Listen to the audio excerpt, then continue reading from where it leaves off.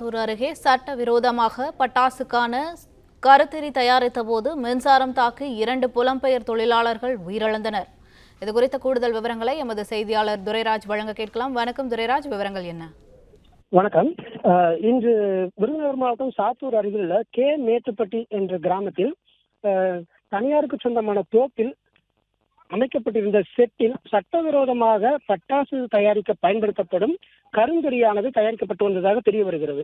இந்த கருங்கரி தயாரிப்பில் வடமாநிலத்தவர் 4 பேர் பணியில் இருந்ததாகவும், தற்சமயம் தயாரிக்க பயன்படுத்தப்படும் இயந்திரத்தில் மின்சாரம் பாய்ந்ததால் அந்த பணியில் இருந்த 2 வடமாநில தொழிலாளர்கள் சம்பவத்தில் மின்சாரம் தாக்கி உயிரிழந்ததாக கூறப்படுகிறது.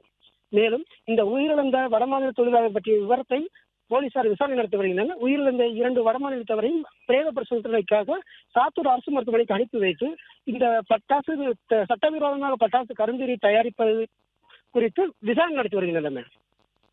பிளே ஸ்டோர் மற்றும் ஆப் ஸ்டோரில் இருந்து பாலிமர் செயலியை QR கோடு மூலம் பதிவிறக்கம் செய்யுங்கள்.